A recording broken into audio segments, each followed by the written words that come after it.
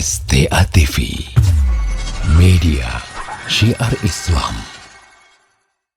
Taib, yang lebih baik yang membangunkan imamnya, khatibnya. Ya, khatib yang mengingatkan makmum agar tidak tidur di majelis khutbah Jumat.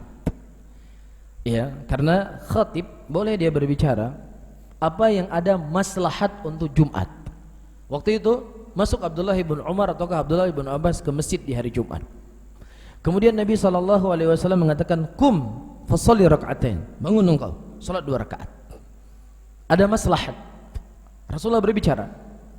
Kemudian begitu juga Umar bin Khattab ketika berkhutbah Jumat. Iya, disebutkan kisahnya di Sahih Muslim dalam kitab Salatul Jum'ah. Tiba-tiba masuk seorang laki-laki di hari Jumat dalam keadaan Umar sedang berkhutbah. Iya, Umar sedang berkhutbah pada waktu itu. Dan laki-laki itu disebutkan dalam sebuah riwayat adalah Uthman bin Affan. Kata Umar bin Khattab, "Ayu sa'atin hadhihi?" Jam segini nanti pergi Jumat. Itulah mungkin kurang lebih artinya. Kemudian kata Uthman bin Affan, "Saya sibuk sehingga tidak sempat untuk pulang ke rumah, saya hanya berwudu saja. Kamu tidak mandi?" "Ya, saya tidak mandi." Kemudian kata Umar bin Khattab, "Sami'tun Nabi sallallahu alaihi wasallam yaqul, idza ja'akumul jum'ah falyaghtasil." Apabila datang kepada kalian hari Jumat, hendaknya kalian mandi. Al-Imam Nawawi rahimahullah ketika beliau mensyarah hadis ini, beliau mengatakan bolehnya seorang khatib ya mengajak bicara dari makmumnya apa yang ada maslahat untuk salat Jumat.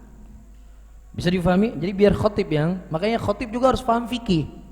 Jadi ketika ada orang ngantuk atau anak-anak yang sedang bermain, tidak ada masalah, khatib dia mengingatkan, tolong yang punya anak ditertibkan anaknya. Boleh khatib berbicara.